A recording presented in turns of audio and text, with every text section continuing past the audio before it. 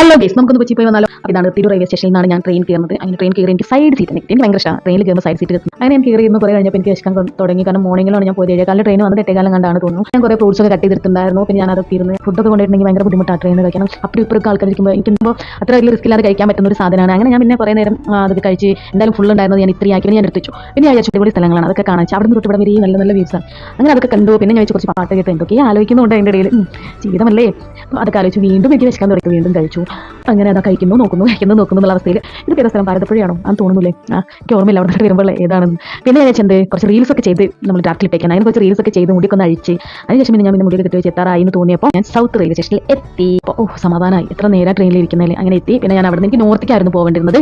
അപ്പോൾ ഞാൻ എന്ത് ചെയ്തു, അവിടെ നിന്ന് നമ്മുടെ മെട്രോയിൽ കയറാൻ വിചാരിച്ചിട്ട് അവിടെ നിന്ന് ഞാൻ മെട്രോയിൽ കയറിയപ്പോൾ മെട്രോയിൽ അതിലേറെ വലിയ തിരക്കായിരുന്നു. എന്തായാലും ട്രെയിനിൽ ഞാൻ ഇത്രയും നേരം ഇരുന്ന് വന്നതുകൊണ്ട് പിന്നെ ഞാൻ വിചാരിച്ചു മെട്രോയിൽ നിന്ന് തന്നെ പോകാൻ. അല്ലാതെ രക്ഷയില്ല. എന്തായാലും അപ്പോൾ ഇതൊക്കെയാണ് ഞാൻ ഒരു ദിവസം കൊച്ചി പോകുമ്പോൾ ഉണ്ടാകുന്ന എൻ്റെ ഒരു ട്രാവൽ എക്സ്പീരിയൻസ്.